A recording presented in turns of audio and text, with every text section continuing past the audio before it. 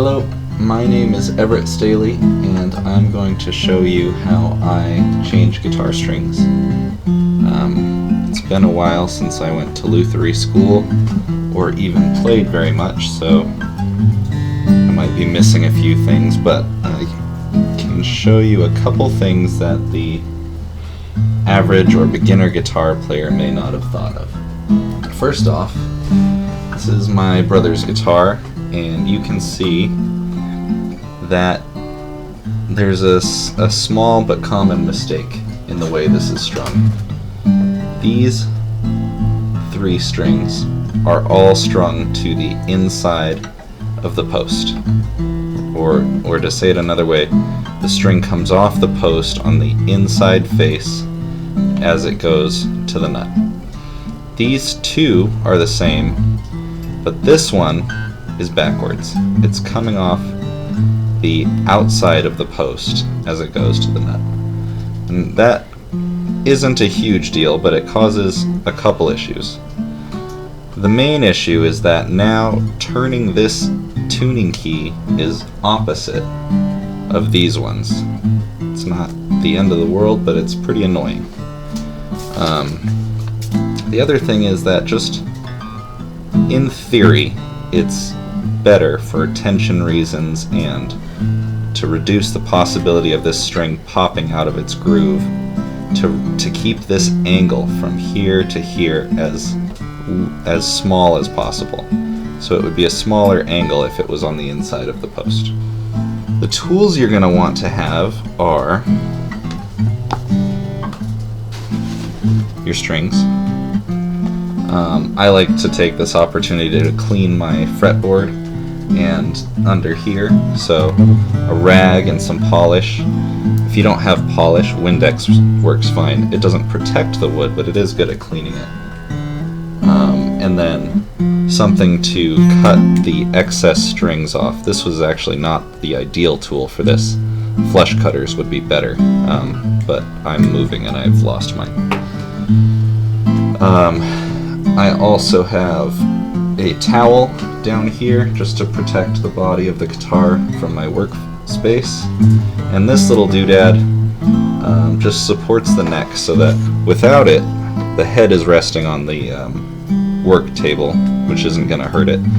But it does just make it a little more annoying to deal with the tuning keys. So this, you can buy these, it's a neck rest, or this one I just threw together. I think I took a belt sander to make that little groove and glued some leather in there. That just holds that up there for you.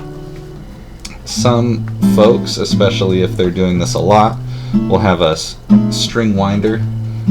Again, I don't know where mine is, and all that does is make this a little bit faster.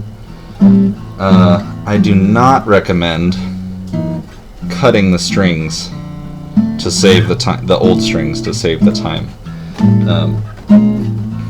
I don't have conclusive evidence that causes problems, but you're taking a fairly significant amount of tension off of the neck, and if you're cutting the strings, you're doing that very quickly.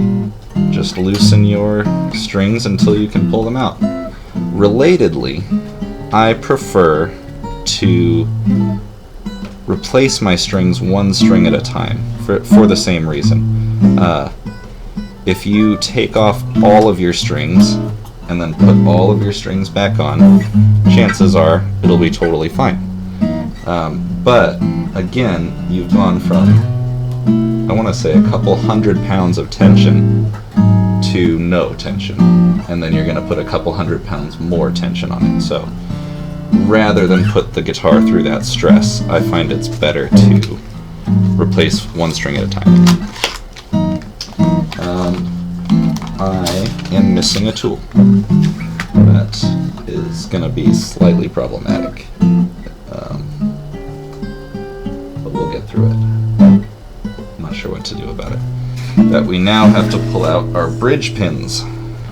This is another area where your flush cutter would come in handy, because your flush cutter will pinch nicely around the base of that bridge pin. You don't want to chop it off, you just want to get a hold of it so that you can pull it up. I don't have mine, so do as I say, not as I do. I'm going to use this. Problem with using this is that I'm going to damage these bridge pins. These are the original plastic bridge pins though, so it isn't that big of a loss. You're going to get a good grip on it, you don't want to slip, and pull straight up. Your guitar strings, when you pull them out of the box, are almost always going to be in order. That's another advantage of doing these strings one by one. You wouldn't think that an experienced luthier or guitar player would put the wrong string on the wrong spot, but it happens, and it can be annoying, especially if you have already cut your string. If you put your strings on and then you cut these off and you've done them wrong and you have to move it, you're going to be really annoyed. Now, since we're not removing all the strings at once, we're not going to get a much better opportunity than this to polish our fretboard and down here below the sound hole. So I'm just going to do that now.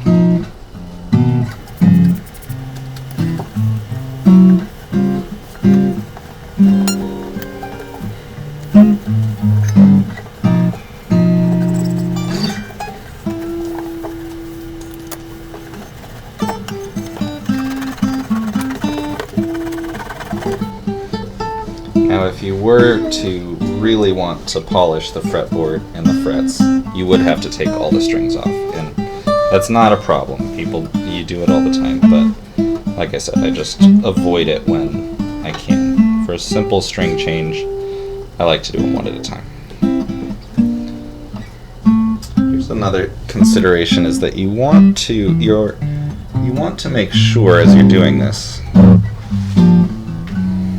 Now, this has a plastic bridge, which I never upgraded to a bone one, but even a bone one is likely to have a little groove where the string sits.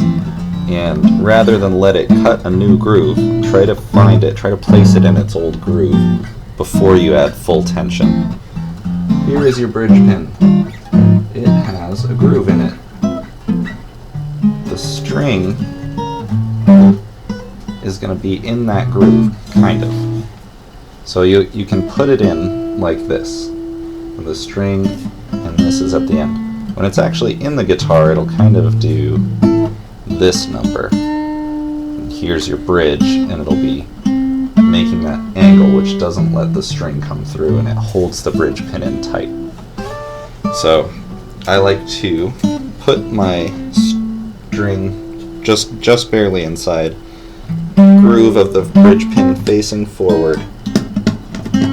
Push that guy in there and then pull on this. It'll come up a little bit, and that's how you know it's come into the right position. We're going to give it a little bit of slack so that we'll develop some coils, and then we'll go through, try to kind of gauge how many. I mean, having extra coils doesn't really hurt anything, it's just more work. So what I'm going to do actually is I'm going to take this tail end of the string and go under for my first wrap. Oops. There we go. So here's the string as it's coming out of the guitar. We've got kind of half a wrap around the post, and this is under it. And we've left a little slack so that we can develop some coils. I'd say about that much is probably right. And so now that I've got this in position, I'm going to go ahead and pull on this, and that's created a kink there where it comes out of the post, and I'm going to start tightening it. And it's pretty straightforward, but now as this tightens, it's going to come around and meet the string again, and I'm going to push down so that it goes below it. And I'm going to keep, you can do it with this hand, keep turning that. So what that's done, because if you'll remember, we went above the string on the first pass and below the string now. What that's done, focus, what that's done is it's pinched this as it comes out of the guitar, comes out of the post. it's now pinched between one wrap above it and one wrap below it. Well, one wrap for now. These are the wraps that will continue as I tighten this. So we've got our first wrap was above and we've guided it below now, and so it's effectively very pinched. And the tighter it gets, the more pinched it will be. And the reason that we do that is that now we're not just relying on the kink that we created, the 90-degree angle of this coming out of the post, to hold it to the post.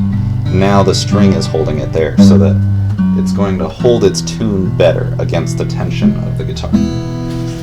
Thank you very much.